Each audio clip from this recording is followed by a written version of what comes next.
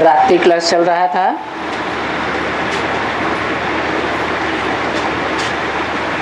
सत्ताईस 10/1966 तीसरे पेज पर बात चल रही थी। 7 रोज का जो कोर्स करते हैं ना, उनको तो ये सारा ज्ञान बुद्धि में बैठ जाता है और अच्छों को बैठ जाता है। बाप को याद करना है, चक्कर को समझाना है, बाकी क्या समझाना है?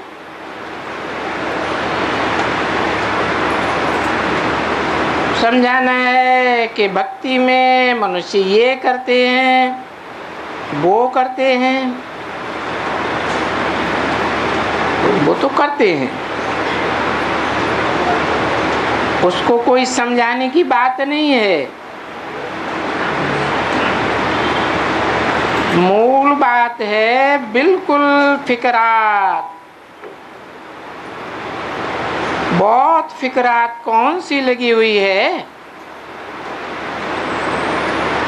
इस ज्ञान में चलने वाले को मुख्य फिकरात होनी चाहिए कि मुझे तो सतो प्रधान जरूर बनना है। बाबा कहते हैं मुझे याद करो, क्योंकि सतो प्रधान जरूर बनना है। तो सतो प्रधान बन करके अपनी सतो प्रधान दुनिया का मालिक बन जाएंगे।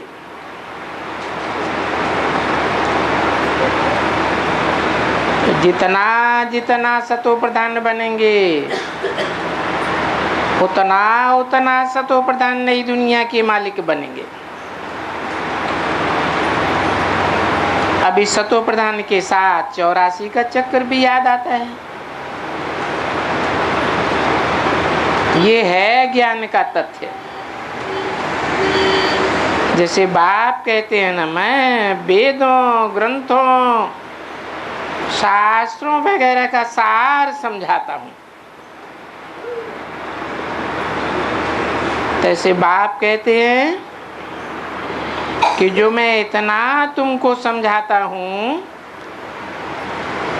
उनका मूल सार ये एक है, मन मना भव मध्यादि भव। अर्थात मेरे मन के संकल्पों में समा जा, और जब मेरे मन के संकल्पों में समा जाएगा तो जो भी यजन करेगा, जो भी तन मन धन स्वाहा करेगा,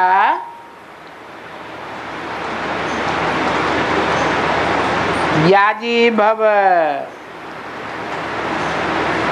यज्ञ करता हो जाएगा। जैसे बाप सृष्टि का पिता है और इस यज्ञ का भी पिता है, ऐसे तू भी याजी भव। तो मुझे याद करो और वर्षे को याद करो, और कोई विकर्म न करो। विकर्म विपरीत कर्म को कहा जाता है। मना बाप जो श्रीमत देते हैं गीता में, उस गीता ज्ञान के विरुद्ध कोई भी कर्म न करो, अर्थात कोई भी पाप न करो। उसमें भी खास विकर्म अक्षर है ही विकार के ऊपर। विपरीत कार्य में मत जाओ। कर्मेंद्रियों से कर्म करते हैं ना, तो कर्म तो करना है, लेकिन विपरीत कर्म नहीं करना है। विपरीत कर्म क्या होता है? और प्रीति युक्त कर्म क्या होता है? बाप ने कहा है सुख लेना है, सुख देना है। सुख लेना और देना शरीर की कर्मेंद्रियों से ही होता है या बिना कर्मेंद्रियों के हो सकता है। तो जो कर्मेंद्रियों से कर्म करते हो, जैसे बाप भी करते हैं। शिव का मंदिर देखा है ना? शिव के मंदिर में बाप का जो कर्मेंद्रिय जिस शरीर में मुकर्रर तन में प्रवेश करते हैं, उस कर्मेंद्रिय से जो कर्म करते हैं, वो कर्म क्यों पूजा जाता है? पूजा किसकी होती है? पवित्र की होती है या अपवित्र की होती है? तो जो लिंग जलाधारी के साथ रखा हुआ है, वो विपरीत कर्म तो नहीं कर रहा है। कर्म प्रीति युक्त है, सुखदायी है या दुखदायी है? बाप तो ज्ञान का सागर, सुख का सागर कहा जाता है। तो कर्म तो कर रहा है, जिस कर्म के आधार पर शिव का लिंग ही पूजा जाता है और देवताओं की सभी कर्मेंद्रियां पूजी जाती हैं। मुख कमल, नेत्र कमल, हस्तपाद, पद कमल, परंतु शिव का लिंग ही पूजा जाता है। क्यों? क्योंकि इंद्रिय जीते जगत जी। किस आधार पर जीतते हैं? वही कर्म सामान्य मनुष्य भी करते हैं और वही कर्म बाप भी करते हुए शिवलिंग मंदिर में दिखाया गया है। विशेषता क्या है? कोई विशेषता है या नहीं है? सामान्य आंखों से देखेंगे तो कोई विशेषता नहीं। जैसी दृष्टि वैसी सृष्टि मुसलमानों को और क्रिश्चियंस को दिखाई देती है। उस मंदिर में कोई उन्हें विशेषता नहीं दिखाई देती। परंतु जो बाप के बच्चे हैं, राजयोग सीख करके राजयोगी बने हैं, उनकी बुद्धि में ये राज बैठता है कि कर्म तो वही साधारण है जो मनुष्य करते हैं, परंतु याद से भरा हुआ है। शिवलिंग का जो प्राचीनतम रूप दिखाते हैं वो सोमनाथ मंदिर का है। सोमनाथ मंदिर में जो लिंग था, उसके बीच में उस ज्योति बिंदु शिव की यादगार हीरा जड़ा हुआ था। इससे क्या साबित हुआ कि वो जो लिंग है शरीरधारी, मुकर्रर तनधारी, उस मुकर्रर तनधारी ने ये ऐसा राजयोग का अभ्यास किया है कि वो ज्योति बिंदु नहीं भूलता, वो सदैव याद रहता है। तो कर्म तो करना है, कर्मधारा बगैर तो रह नहीं सकेंगे, परंतु कर्म कैसे करना है? याद में रह करके कर्म करना है। किसकी याद में रह करके? उसकी याद में रह करके कर्म करना है जो इस सृष्टि पर आकर के सारी सृष्टि की उन बीज रूप और आधार मूर्तों का आधार लेता है और उनको संग का रंग लगाता है। जैसे कोई कन्या को संग का रंग लगता है तो अपने पुराने कुल की सारी मर्यादाओं को भूल जाती है और नए कुल की सारी मर्यादाओं को धारण कर लेती है बुद्धि में। उसी प्रकार ये संग के रंग का राज है। बाप जब आते हैं तो उन बीज रूप और आधार मूर्त आत्माओं को ये संग का रंग लगाते हैं कि जैसे बाप अकर्ता है, ऐसे बच्चे भी अकर्ता बन जाएं। अकर्ता का मतलब ऐसे नहीं कर्म नहीं करते हैं, कर्म तो करते हैं लेकिन मन दूसरी जगह लगा रहता है। जब मन कर्म में साथ नहीं देगा तो उसका प्रतिफल आएगा नहीं आ सकता। यही बात दिखाई है कि दुनियावी मनुष्य जो होते हैं वो उस कर्मेंद्रिय से कर्म करने पर गिरती कला की सृष्टि पैदा करते हैं और बाप के द्वारा वो गिरती कला की सृष्टि नहीं बनती है, मुखवंशावली ब्राह्मण बनते हैं। जैसे देवताओं के नेत्रों से सृष्टि पैदा होती थी, ऐसे भगवान बाप वाइब्रेशन से, दृष्टि से, ज्ञान की वाचा से नई ब्राह्मणों की सृष्टि उत्पन्न करते हैं। ये ब्राह्मणों की सृष्टि 9 प्रकार की है। भक्ति मार्ग में भी 9 प्रकार के कुरुओं के ब्राह्मण गाए हुए हैं। तो बाप अव्वल नंबर कुरी पैदा करेंगे या द्वैम तैमम 3rd क्लास सृष्टि पैदा करेंगे, गाया ही जाता है। मुसलमानों में भी कहते हैं अल्लाह अव्वल दीन, दीन माने धर्म। अल्लाह ने आकर क्या किया? अव्वल नंबर का धर्म स्थापन किया। तो 9 कुरियों में अव्वल नंबर का धर्म है सूर्यवंश। सूर्य क्या करता है?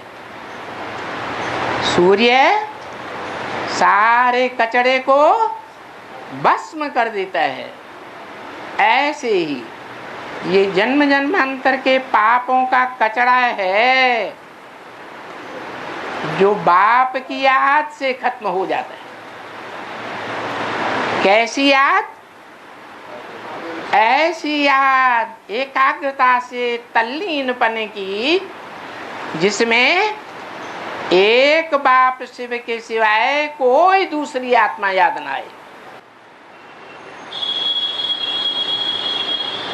चाहे कैसा भी संग का रंग लगाने वाली आत्मा हो, उन आत्माओं के संग का रंग न लगे जो अकर्ता बाप गाया हुआ है। ऐसे नहीं कि आत्माओं का बाप ज्योति बिंदु अकर्ता है, कुछ करता ही नहीं। करता तो है, लेकिन जिस मुकर्रर रथ में प्रवेश करता है उस मुकर्रर रथ की कर्मेंद्रियों के द्वारा, आँख आदि ज्ञानेंद्रियों के द्वारा बच्चों को संग का रंग लगाता है। ऐसा संग का रंग लगाता है कि इंद्रियां जैसे आँख देखते हुए न दिखे। जो कई बार मुरलियों में मिसाल दिया, कोई महबूब अपनी महबूबा की याद में कारखाने जाता है और कारखाने पर जाकर के उससे पूछा जाता है तुमने रास्ते में किसको किसको देखा? कहता मैंने किसी को नहीं देखा। अरे तुम्हारी आंखें तो खुली हुई थी, फिर तुमने क्यों नहीं देखा? अब बताओ क्यों नहीं देखा?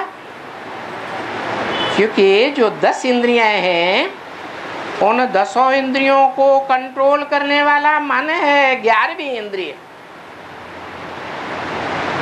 जो गीता में भी कहा है इंद्रियाणि, जो इंद्रियां हैं प्रणाम, इंद्रियां जो हैं बहुत प्रबल हैं, लेकिन इंद्रियों से भी प्रबल मन है, 11वीं इंद्रिय। मन के बगैर कोई भी इंद्रिय अपना फल प्राप्त नहीं कर सकती। मन लगेगा तो इंद्रिय का फल प्राप्त होगा, सुख या दुख। मन नहीं लगेगा तो सुख और दुख प्राप्त ही नहीं हो सकता। तो जैसे महबूब महबूबा का मिसाल दिया, दुनिया भी मिसाल है। गहरी याद में गया, मन उसी में लगा हुआ था। किसमें? महबूबा में। तो आंख ने अपना विषय ग्रहण नहीं किया। ऐसे ही जो और कर्म इंद्रियां हैं, ज्ञान इंद्रियां हैं, वो अपना कार्य ऐसे करने में तल्लीन हो जाएं, अभ्यासी हो जाएं कि जैसे देखते हुए नहीं देखना, सुनते हुए नहीं सुनना, और करते हुए जैसे नहीं किया। तो बताया जो पाप नहीं करना है उसमें भी विकर्म अक्षर है विकार का। विकार माने विपरीत कार्य। क्या कार्य करना श्रेष्ठ है? ये तो सब कहेंगे बाप की याद करना बहुत श्रेष्ठ है। इससे ज्यादा श्रेष्ठ और कर्म दुनिया में कोई होता ही नहीं। लेकिन जो बाप की याद करना श्रेष्ठ कर्म है, उसमें एक और बात बताई। बच्चे, अपन को आत्मा समझ है, मुझे एक बाप को याद करो। क्या? माम एकम। किसी दूसरे को याद न करो। कोई भी कर्म इंद्रिय से कर्म कर रहे हो, लेकिन उस कर्म करते हुए भी किसे याद करो? मुझे को दूसरे की बीच बीच में याद नहीं आनी चाहिए। अगर दूसरे की याद आई तो जैसे कि व्यभिचारी याद हो गई, जैसे ज्ञान व्यभिचारी हो जाता है। श्रेष्ठ ते श्रेष्ठ एक बाप इस सृष्टि पर आता है, उसके मुख से सुने हुए ज्ञान के अलावा कोई दूसरे मुख से सुने हुए ज्ञान का मनन चिंतन मंथन आलोड़न किया तो ज्ञान कैसा हो जाएगा? व्यभिचारी ज्ञान हो जाएगा। ऐसा व्यभिचारी ज्ञान लेने वाली आत्माएं दूसरे धर्म में कन्वर्ट हो जाती हैं। देवता से हिंदू, हिंदू से और धर्मों में 2500 वर्ष में कन्वर्ट होती रही है। जब और धर्मों में कन्वर्ट होती हैं तो उन धर्मों के संकल्पों को आत्मा में ग्रहण कर लेती है, उनकी धारणाओं को ग्रहण कर लेती है। उन धर्मों के संग का रंग लग जाता है। और कलयुग के अंत में जब बाप आते हैं तो उन्हीं आत्माओं को, जो संसार की बीज रूप आत्माएं हैं और उन बीज रूपों के जो आधार मूर्त हैं, जिन आधार मूर्तों में ऊपर से आने वाले धर्म पिताएं आधार लेते हैं, उन आधार मूर्तों और बीज रूप आत्माओं को इकट्ठा करते हैं। अभी बेसिक में वही आधार मूर्ति आत्माएं आ रही हैं। उन्हीं आधार मूर्त आत्माओं में से चुन चुन करके एडवांस में बीज रूप आत्माओं को बाप इकट्ठा करते हैं। वो बीज सारी सृष्टि के बाप है। बीज माना ही बाप। तो वो बीज रूप आत्माएं बाप के समान बीज रूप बने। जैसे बाप 5000 वर्ष तक एकाग्र होकर के रहता है,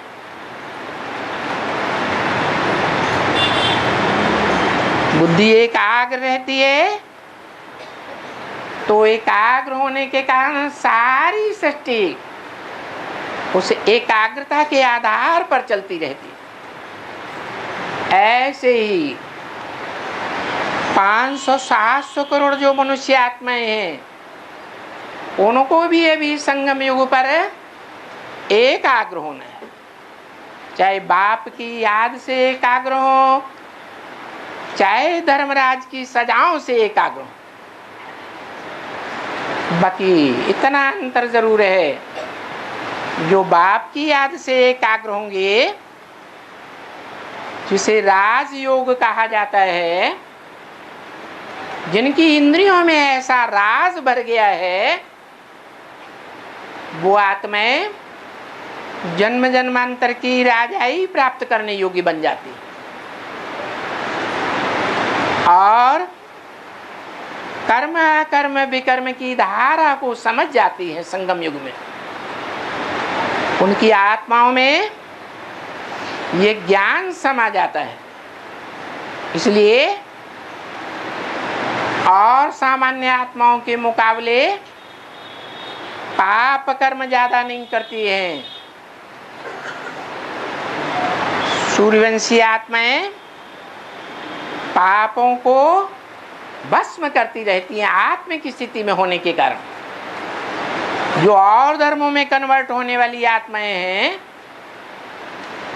वो श्रीमत को पूरा पकड़ नहीं पाती, बाप को पूरा पहचान नहीं पाती, इसलिए और धर्म पिताओं को अपना बाप बना लेती हैं, बाप के ज्ञान को छोड़ देती हैं, बाप को छोड़ जाती, बाप को ही भूल जाती। तो जो और धर्मों में कन्वर्ट होने वाली आत्माएं हैं, उनकी संख्या तो बहुत ज्यादा है। बाप जिन आत्माओं को तैयार करते हैं, वो सूर्यवंशी, चंद्रवंशी, बीज रूप आत्माएं 9 लाख सितारे के रूप में। वो सितारे हैं आसमान के सितारे, और ये हैं धरती के सितारे। ये धरती के सितारे कोई बाप के बहुत नजदीक होकर के पार्ट बजाते हैं। कौन सा बाप? जो मनुष्य सृष्टि का बाप है। जिस मनुष्य सृष्टि के बाप में आत्माओं का बाप संगम युग में मुकर्रर रूप से प्रवेश करते हैं और आप समान बनाए देते हैं। कैसा आप समान? जैसे बाप आत्मिक स्थिति वाला है, ऐसे ही वो सारे संसार की बीज रूप आत्मा मनुष्य सृष्टि का बाप शिव बाबा का टाइटल धारण कर लेता है। जो मुरली में कहा है, सृष्टि पर सदा कायम कोई चीज है ही नहीं, सदा कायम सिर्फ है एक ही शिव बाबा है। तो वो आत्माएं, बीज रूप आत्माएं नंबरवार, क्योंकि सब तो धर्मराज की सजाओं से नहीं बच पाती। कितनी बचती है? 8 ही बचती है। इसलिए जो अष्टदेव कहे जाते हैं, वो बाप के साथ 84 जन्मों में जन्म जन्मांतर साथ ही बन करके रहते हैं। और धर्म पिताओं और उनके धर्मों का संग का रंग उनमें नहीं लग पाता, इसलिए वो पूरी रीति कर्माकर्म विकर्म की गति को श्रीमत से ग्रहण कर लेती है और जन्म जन्मांतर सुखी रहती है। बाबा ने बोला हुआ भी है, और धर्मों को आधा सुख और आधा दुख मिलता है इस सृष्टि में, लेकिन तुम बच्चों को नंबरवार पौना सुख मिलता है। एक मुरली में तो ऐसे भी बोला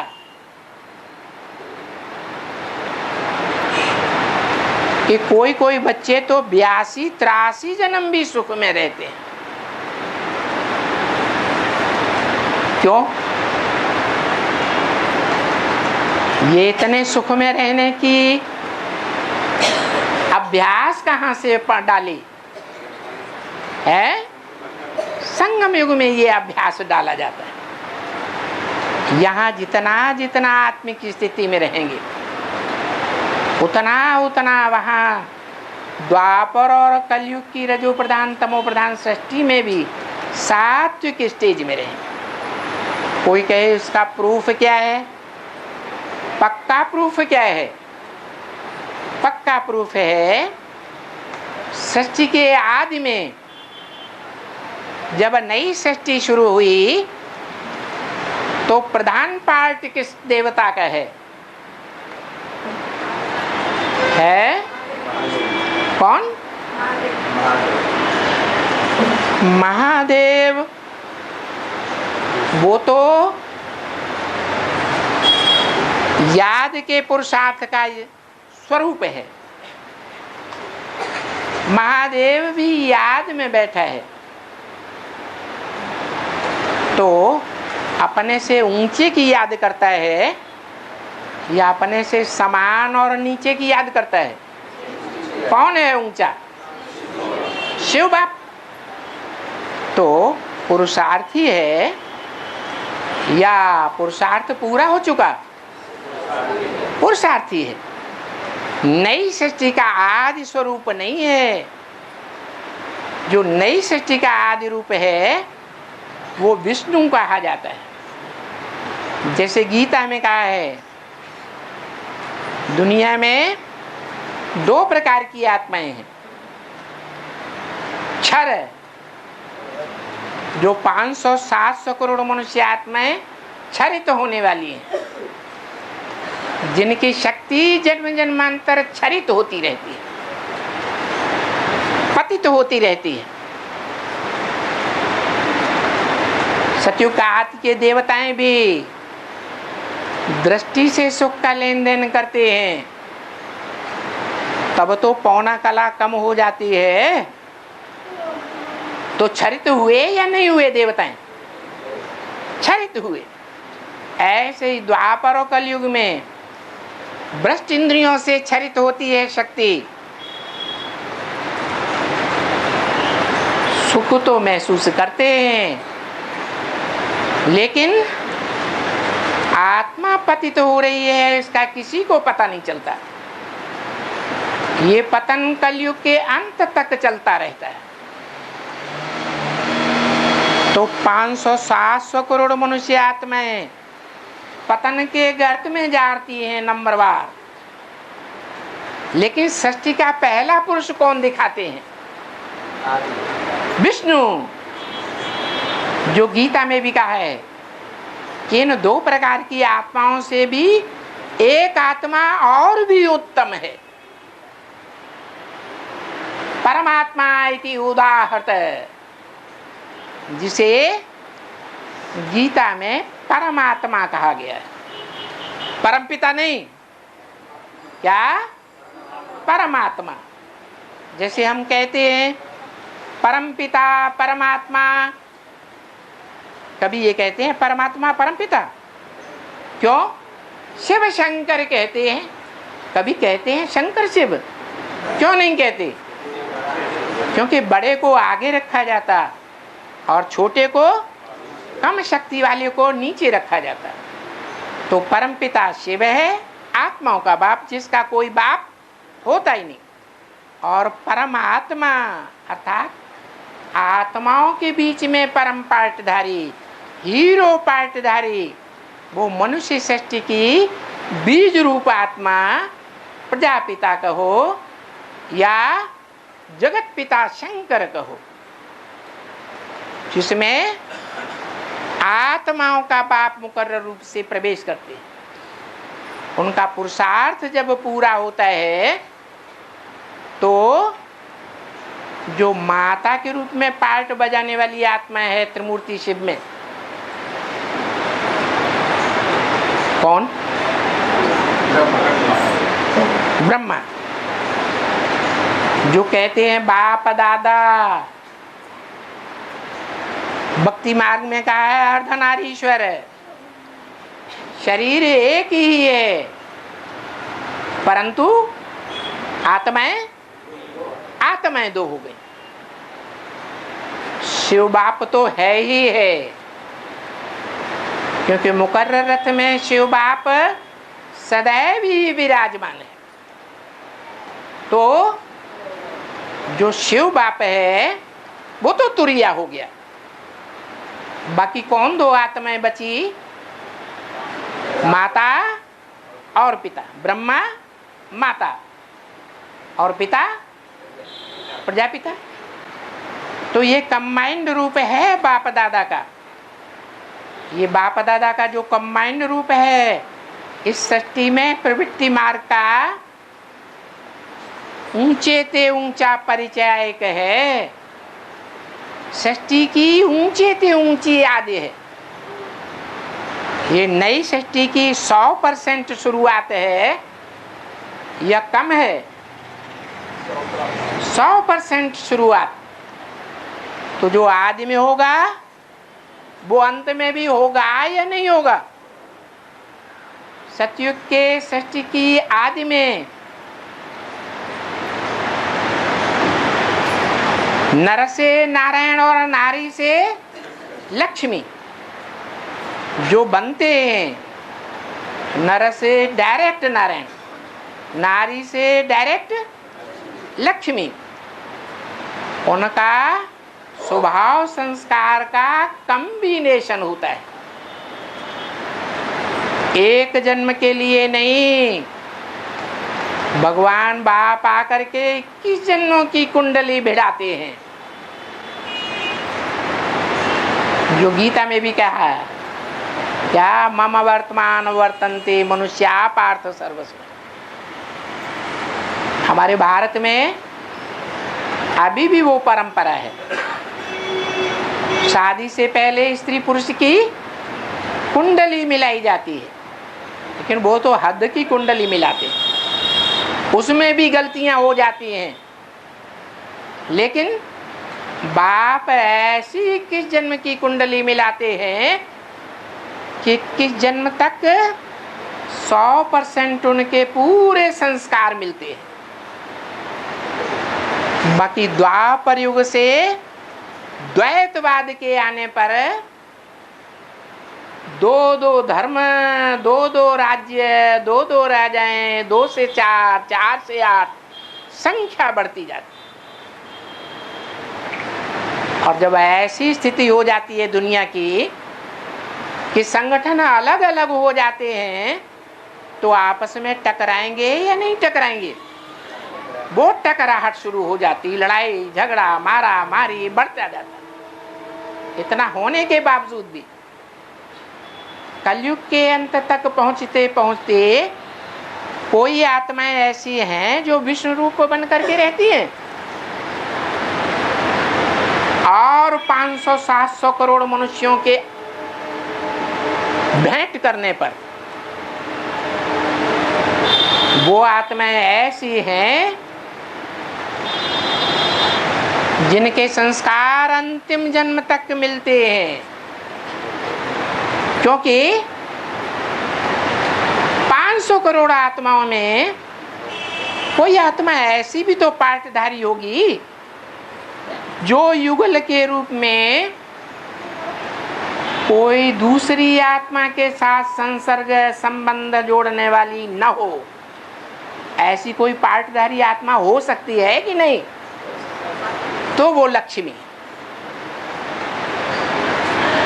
इसलिए लक्ष्मी का नाम पहले, नारायण का नाम बाद में, सीता का नाम पहले, राम का नाम बाद में। तो वो प्योरिटी जो है वो अंतिम जन्म तक यूनिटी धारण करके रखती है। इसलिए अंतिम जन्म में भी वो विष्णु रूप रहता है, जो आदि में, वो सृष्टि के अंत में भी। और उसी में जो मुखिया है, प्रवृत्ति मार्ग में मुखिया कौन होता है? प्रवृत्ति मार्ग में एक रचयिता है, बाकी रचना है। स्त्री भी क्या है? रचना है। तो रचयिता मुखिया कौन हुआ? नर। नर अर्थात वो आत्मा जिसने ज्यादा से ज्यादा जन्म पुरुष के लिए,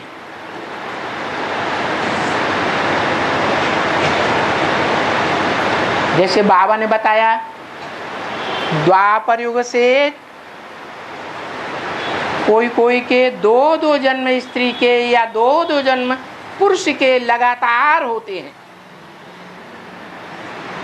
तो पुरुष के जो जास्ती जन्म होते हैं वो रुद्रमाला वाली बीज रूप आत्माओं के होते हैं, और स्त्री रूप में जो ज्यादा जन्म होते हैं वो विजय माला की आत्माओं के नंबरवार होते हैं। तो बीज रूप आत्माओं में कोई ऐसी भी आत्मा होगी जो ज्यादा से ज्यादा दो जन्म पुरुष के लेती रहती है।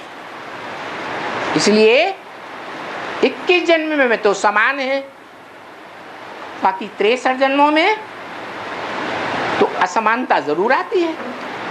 उस असमानता में कोई आत्मा ऐसी भी तो है जो द्वापर युग में डबल जन्म लेती हैं पुरुष के, और कलयुग में भी डबल जन्म लेती हैं। कोई आत्मा ऐसी है जो द्वापर युग में भी स्त्री जन्म लेती है डबल, और कलयुग में भी डबल स्त्री जन्म लेती है। तो ऐसे पुरुष के रूप में पार्ट बजाने वाली वही आत्मा हो सकती है जिसमें भगवान आकर के पार्ट बजाते, क्योंकि भगवान स्त्री रूप में आते हैं या पुरुष रूप में आते हैं। ब्रह्मा कुमारियों में तो ये कहना है भगवान दादा लेखराज ब्रह्मा के तन में आते थे, उन्होंने शरीर छोड़ दिया तो किस में आते हैं? स्त्री चोले में आते हैं। अरे भगवान को भक्ति मार्ग में कहीं स्त्री चोले में देखा, सुना नहीं?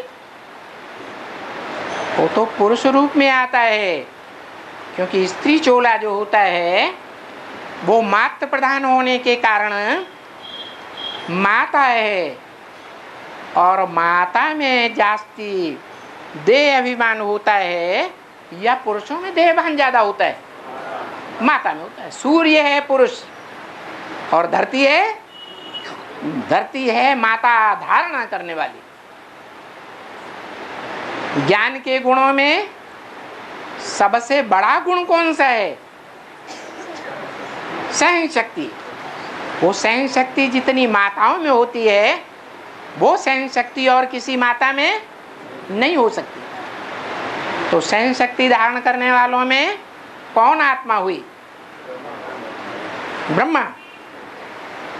ब्रह्मा अगर सहन शक्ति धारण करने वाली आत्मा थी तो हार्ट फेल कैसे हो गया? किसी ने अगर उल्टा काम कर दिया यज्ञ में, अपने हाथ में यज्ञ की सत्ता ले भी ली, तो हॉल्डल होना चाहिए, हिल जाना चाहिए। जहां सत्य है, जहां प्योरिटी है, वहां हिलना डुलना हो ही नहीं सकता, क्योंकि इस सृष्टि में प्योरिटी अंत तक रहती है। पवित्रता के पावर पर ही ये सृष्टि चल रही है। भले स्वल्प मात्र में कहीं न कहीं है, लेकिन है जरूर, जिससे प्योरिटी से यूनिटी रहती है।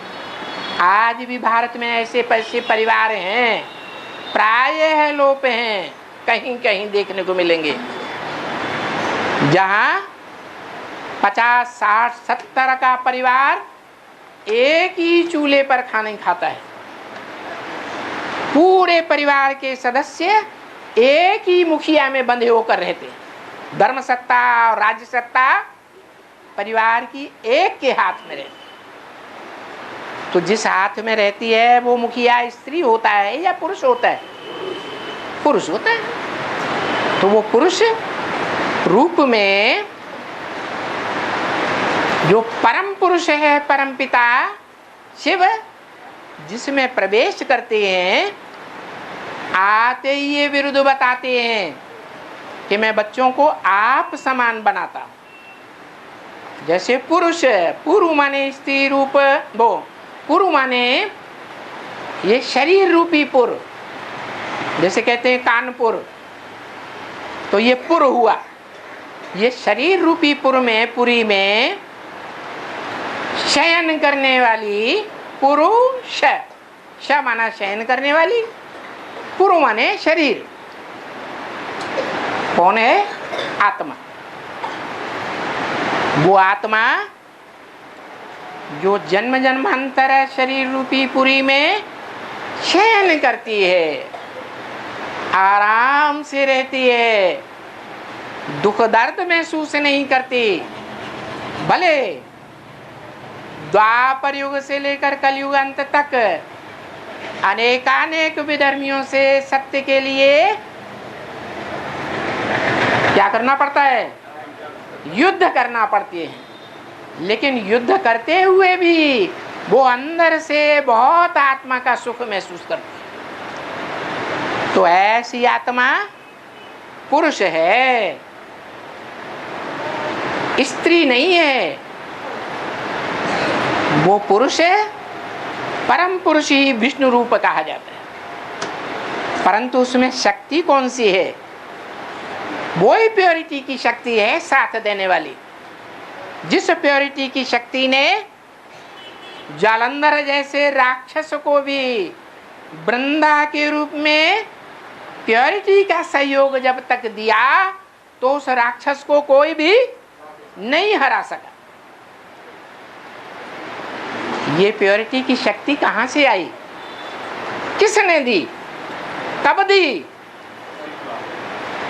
स्वयं परमपिता परमात्मा, आत्माओं का बाप, जो एवर प्योर है, वो एवर प्योर ही आकर के ये शक्ति देता है। तब ये गायन होते हैं प्योरिटी से यूनिटी। तो बाप कहते हैं कि अगर ऐसा ऊंचा ते ऊंचा रूप धारण करना है, लक्ष्मी नारायण का कंबाइंड रूप विष्णु बनना है, अथवा नंबरवार लक्ष्मी नारायण का रूप बनना है, तो क्या करो? है विकार में मत जाओ। विकार में मत जाओ। अभी कहा कर्मधारा छोड़नी नहीं है, कर्मेंद्रियों से कर्म करना ही है, तो विकार में न जाओ का क्या मतलब है? अरे कुछ मतलब हुआ? अरे अभी तो बताया कर्मेंद्रियों से कर्म भल करना है, परंतु क्या करना है? बाप की गहरी याद में रहना है, जिसमें कोई भी विचारी याद न हो, कोई भी विकारी की याद न हो। तो बोला नंगन नहीं होना है। क्या नंगन होने का क्या मतलब हुआ है? शंकर है, त्रिमूर्ति में नंगा बैठाया गया, और ब्रह्मा विष्णु को कपड़े दिखाए गए हैं। क्या मतलब है?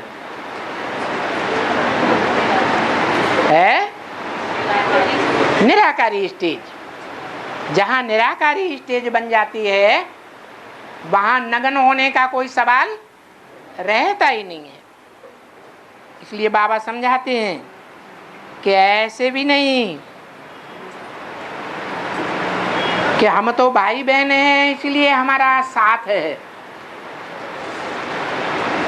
नहीं, भाई बहन तो वो हिसाब समझाया जाता है कि तुम सभी एक ब्रह्मा के कुमार और कुमारियां हो, परंतु वो भी तो गृहस्थ व्यवहार का भी तो संबंध है।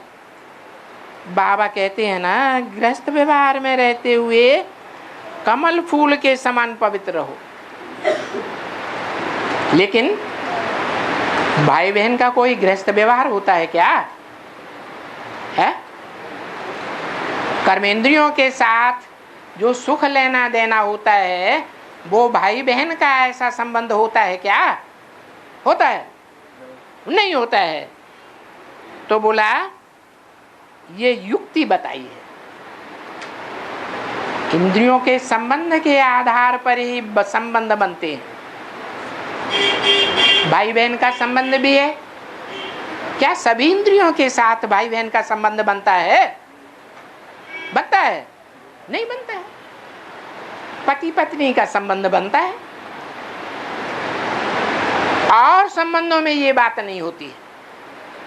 तो बोला कि ये युक्ति बताई है कि ब्राह्मण हो तो भाई बहन हो गए, विकार में नहीं जाएंगे। कौन से विकार की तरफ इशारा किया? काम विकार में भी।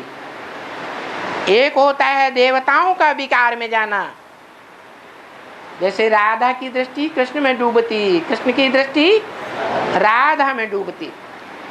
तो ये व्यभिचारी प्यार है या अव्यभिचारी प्यार है? अव्यभिचारी है। विकृति इसमें नहीं गिनी जाएगी। इसलिए नीचे गिरना तो होता है, परंतु द्वापर और कलयुग में जैसे नीचे गिरते हैं वैसे नीचे गिरना नहीं होता, क्योंकि भ्रष्ट इंद्रियों का संबंध नहीं है। कौन सी इंद्रियों का संबंध है? श्रेष्ठ इंद्रियों का संबंध है। तो देखो, मुश्किलात बिल्कुल वो है क्या? वो किस तरफ इशारा किया? काम विकार की तरफ इशारा किया कि पुरुष जो हैं जब काम विकार में जाते हैं तो अपनी काम इंद्रियों को पूरा कंट्रोल में नहीं कर पाते, इसलिए उनको दुर्योधन दुशासन कहा। स्त्री की इच्छा है या नहीं है ये नहीं देखेंगे, वो अपना बाहुबल जरूर दिखाएंगे। तो ऐसा अगर बाहुबल दिखाते हैं तो दुष्ट युद्ध करने वाले दुर्योधन हुए या नहीं हुए? हुए। दुशासन, दुष्ट शासन करते हैं। जैसा शासन पति पत्नी के संबंध में नहीं होना चाहिए। तो बताया मुश्किलात बिल्कुल वो है काम विकार भोगने की अवस्था में। क्या है कि पुरुष जो है अपनी दुर्योधन दुशासन की वृत्ति को नहीं छोड़ पाते और अत्याचार करते हैं। जो इंद्रियों का अत्याचार होता है उसमें जो कन्या है जब माता बनती है पहली बार तो उसको तो अतीव दुख होता है। जो दुख होता है वो पाप बनता है या नहीं बनता है? बाप कहते हैं वो सबसे बड़ा पाप है। इसलिए याद में रहो। याद में रहने से तुम्हारी कर्मेंद्रियां कैसी हो जाएंगी? शीतल हो जाएंगी। जिसकी यादगार दिखाते हैं अमरनाथ में बर्फ का लिंग, नहीं तो लिंग कोई बर्फ का नहीं होता है। ये भक्ति मार्ग में दिखाया है कि शीतलता आ जाती है, वो गर्मी खत्म हो जाती है। तो उस योग बल से अपन को उस पाप से बचाना है। जो पुरुष उत्तेजना में आकर के दूसरे का दुख नहीं देखते हैं और अपना सुख भोगने में लग जाते हैं या लगे रहते हैं और स्त्री को दुख देते रहते हैं, उस पाप से अपने को बचाना है और याद करना है। पाप से कैसे बचाएंगे? जब गहरी याद में रहेंगे, उस कर्म करते हुए कर्मेंद्रियों की भी याद ना आए। नहीं तो क्या होता है, जिन इंद्रियों से सुख मिलता है वो इंद्रियां याद आती रहती हैं। चाहे मनुष्य हो, चाहे जानवर हो, चाहे पशु हो, चाहे पक्षी हो, सभी का ये हाल है इस दुनिया में। क्या कि जिन काम इंद्रियों से सुख भोगते हैं वो इंद्रियां याद आती है। स्त्रियों को याद आती है तो अंतिम समय में क्या होता है, अंतमते सुगति, उन्हें पुरुष का जन्म मिल जाता है। क्योंकि पुरुष की काम इंद्रिय याद करते करते शरीर छोड़ा। ऐसे ही पुरुषों को याद आती है अंतमते सुगति हो, तो कौन सा जन्म मिलता है, स्त्री का जन्म मिलता है। तो बताया ये काम विकार, उसके पाप से जरूर बचना है। बाकी क्रोध आदि थोड़ा बहुत करते हैं, उनको कोई पतन में, पतित पने में इतना नहीं उठाया जाता है। सबसे जास्ती पतित कौन से विकार में होते हैं, काम विकार में पतित। ऐसा आजकल दुनिया में किसी संत महापुरुष, बड़े बड़े सन्यासियों ने, बड़े बड़े धर्म पिताओं ने नहीं बताया होगा। बताया? नहीं बताया। तो झगड़ा होना नहीं चाहिए। क्या इस काम विकार की बात पर कोई भी झगड़ा नहीं होना चाहिए, क्योंकि प्यार में फिर झगड़ा नहीं होना चाहिए। वो प्यार कहेगा जिसमें मारा मारी और झगड़ा हो जाए। कोई झगड़ा करे तो खुद बैठ करके मुस्कराना चाहिए। क्या कोई पुरुष है उसकी स्त्री ज्ञान में नहीं चलती है और वो तो भू भू रोज करेगा ही ज्ञान की, ऐसे करना है वैसे करना है, और वो बाज नहीं आएगी सुपन कहाँ पूतनापन ऐसे। तो अगर झगड़ा करेगी पुरुष से और पुरुष बैठ करके मुस्कराएगा तो उसे लज्जा आएगी कि नहीं, लज्जा आ जाएगी।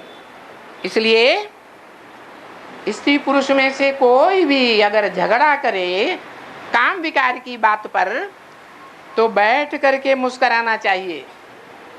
और ज्ञानियों में अगर कोई मुस्कराएंगे तो ये बड़ी भारी बेइज्जती हो गई। कहेंगे वाह रे ब्रह्मा कुमार, दुनिया के सामने दिखाते हो कि हम ब्रह्मा कुमार हैं और हमारे सामने तुम क्या कर रहे हो, पूरे ही नंगे हो गए। होना चाहिए है, अपना सारा पोता मेल स्त्री के सामने खोल के रख दिया कि नहीं। अगर स्त्रियां ऐसी हैं तो पुरुष के सामने सारा पोता मेल खोल के रख दिया। तो मुस्कराना चाहिए। स्त्री कोई बहुत बिगड़ती है तो फिर उस पुरुष का काम है कि उनको फूल डाले। फूल कैसा होता है? फूल प्रसन्न करने वाला है या कांटा प्रसन्न करने वाला है? फूल प्रसन्न करने वाला। फूल जैसी वाणी, फूल डाले। बोलो तुम क्रोध करती हो, मैं तुमको फूल डालता हूं। प्यार की बातें करता हूं और तुम क्रोध करती हो तो वो ठंडी हो जाएगी। पुरुष क्रोध करते हैं तो जाकर के ठंडा गुलाब का जल या कुछ ऐसा डाल करके दे देना चाहिए। क्या पुरुष अगर क्रोध करें तो ठंडे ठंडे पानी में क्या डाल के देना चाहिए? गुलाब जल। हाँ बोलो, शांति शांति शांति।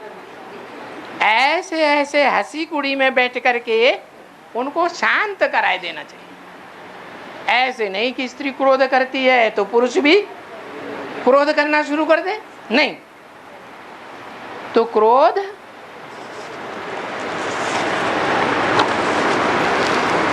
और झगड़ा वगैरह करना, तो बाबा कहते हैं अगर कोई क्रोध या ऐसी गंध करते हैं तो मेरी निंदा कराते हैं। 27/10/66 की रात्रि क्लास का 4था पेज। फिर से निंदा के कारण वो ऊंच पद नहीं पा सकते हैं। क्या आपस में अगर कोई क्रोध करते हैं, झगड़ा करते हैं, उसे क्या होता है? बाप का निंदा कराने के पात्र बन जाते हैं।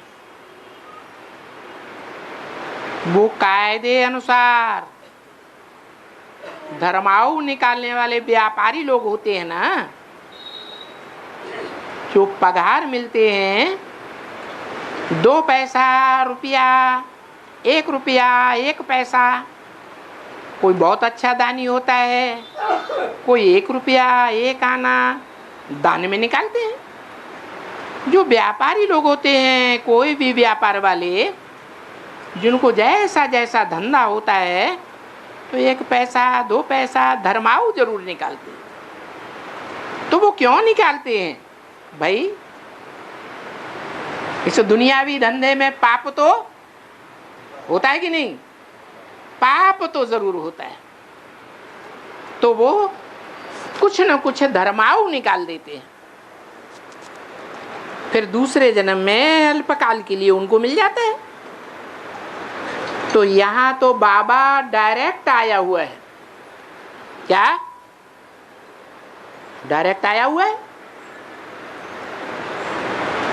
माना डायरेक्ट आया हुआ है। ब्रह्मा कुमारियां क्या कहेंगी? क्या कहेंगी?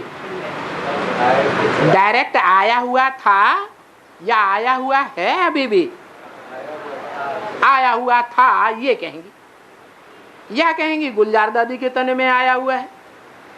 लेकिन मुरली में तो बोला है मैं पतित तन में आता हूं।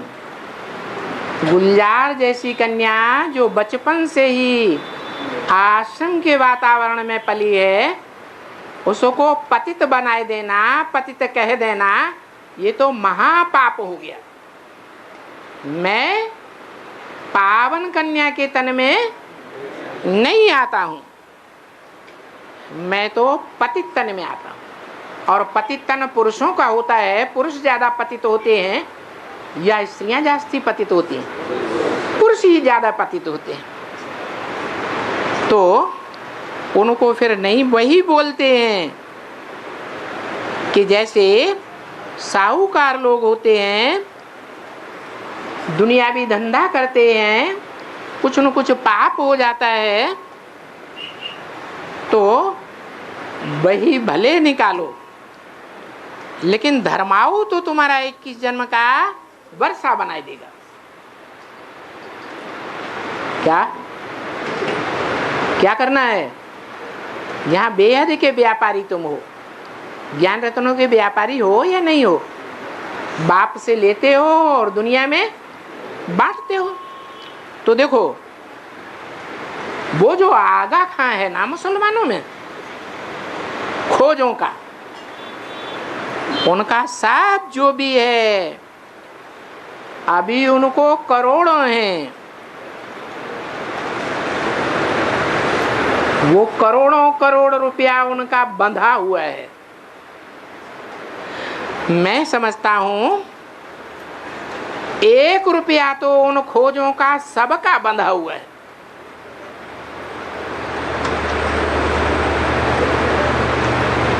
कोई कोई मास निकालता है,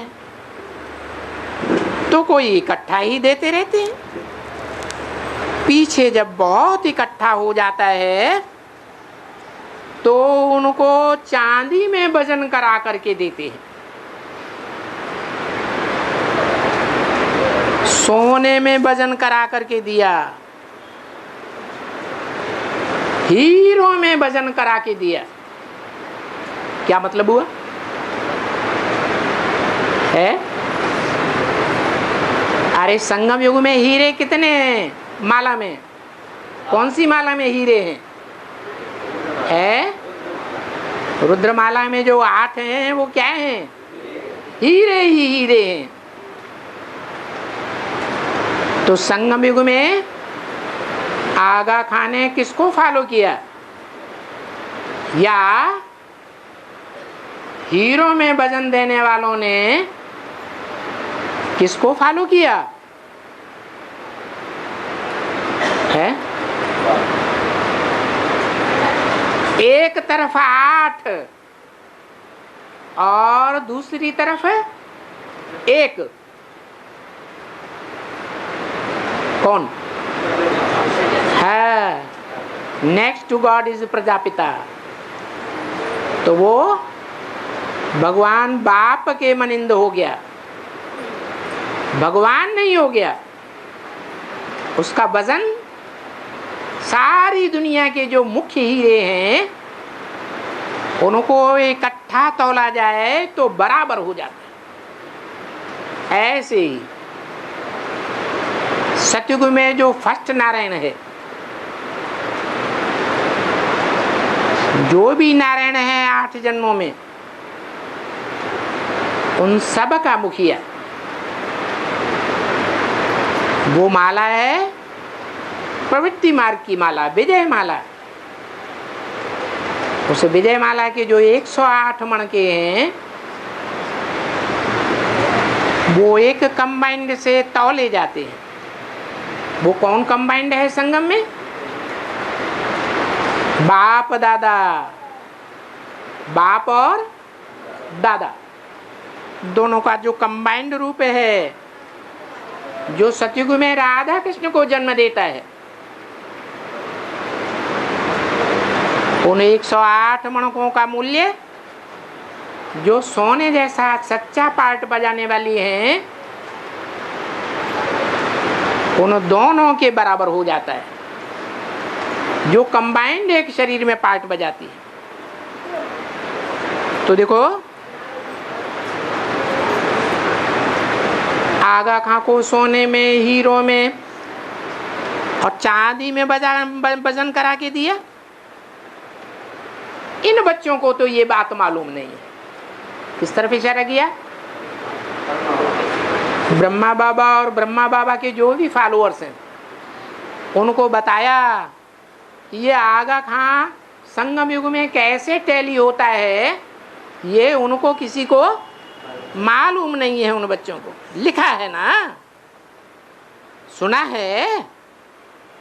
आगा खां को उनके फॉलोअर्स, ये जो मेमन होते हैं खोजे, ये सभी वो हीरे एक तरफ में और दूसरी तरफ में सारे हीरे।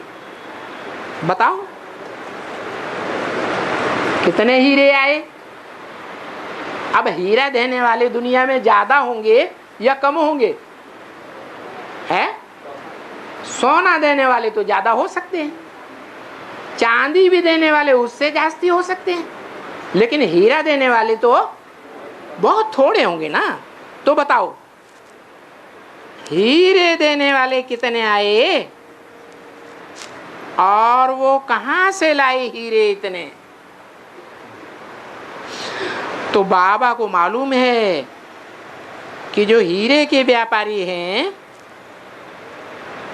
वो लिया नहीं उनसे, नहीं, फिर उनको वो वजन कर करके उतना पैसा फिर उनको दे दिया। हीरा क्या करेंगे इतना? वो आगा खां तो बहुत मोटा है। जिस मुकर्रर रथ में बाप प्रवेश करते हैं उनको हीरा देने वाले हीरा देते हैं, सोना देने वाले सोना देते हैं, चांदी देने वाले चांदी देते हैं, पैसे देने वाले पैसे देते हैं।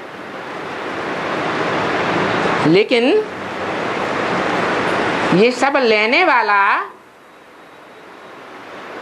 देने वालों के मुकाबले जास्ती मोटा है या पतला है? ज्यादा वजन वाला है कम वजन वाला है? मैं समझता हूं उसका वजन 2 मन होगा। क्या? वो तो हद की बात हो गई, 2 मन, 40 और 40 80 किलो। लेकिन यहाँ क्या हुआ, यहाँ वो बाप दादा 2 मन मना, एक दादा लेखराज का मन और एक प्रजापिता का मन, ये दोनों मन इकट्ठे कर दो तो कितना मन हुआ? 2 मन।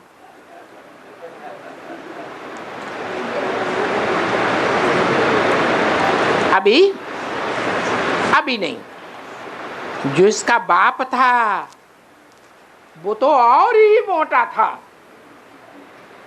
अच्छा, बाप दादा का बाप कौन हुआ? शिव बाप। वो और ही ज्यादा वजन वाला है या कम वजन वाला है? 2 मन बेशक हुआ होगा। हीरे का 2 मन।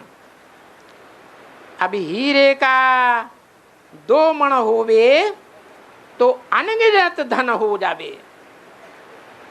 उस समय में तो सस्ते थे, जिस समय में हीरे में उनको वजन किया था, और अभी कोई को हीरे में वजन नहीं किया है। इन्होंने अपने गुरु को किया है, और गुरु है कैसा? इन्होंने जिनका वजन किया, इन्होंने माने किन्होंने? इन्हों कह के किसकी तरफ इशारा करते थे?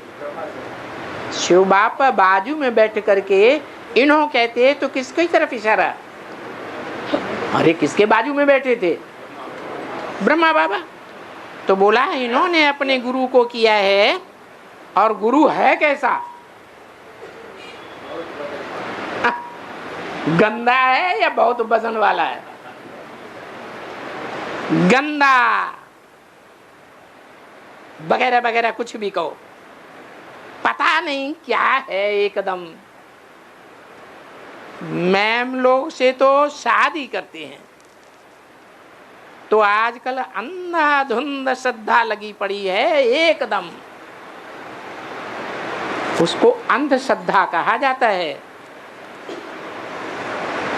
बाबा को ये सब बातें समझ में नहीं आई तो म्यूजिक बजाई दिया।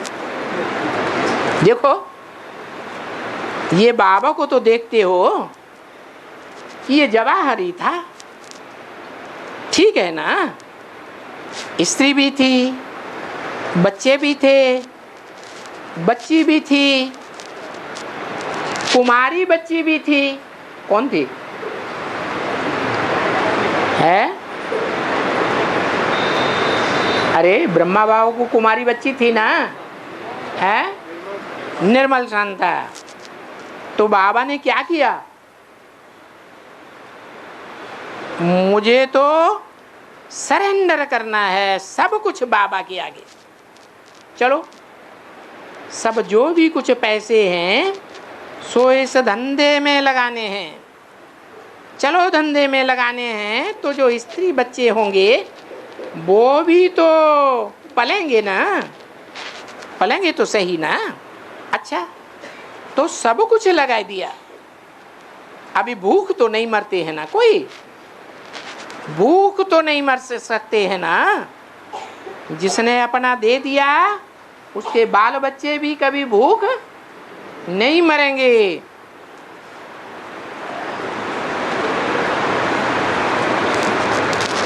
तो बाबा को ऐसे नहीं, कोई नहीं था, बाबा को बच्चे थे, और वो बच्चे भी कुंवारे थे, बच्ची थी, कुमारी थी। तो कोई तो बेचारा कहे ना मुझे इनकी शादी करनी है, फलाना करना है। मैंने बोला मैं नहीं करूँगा, मैं तो बाल बच्चों को सरेंडर कर देता हूँ, बस बाबा के हाथ में दे दिया।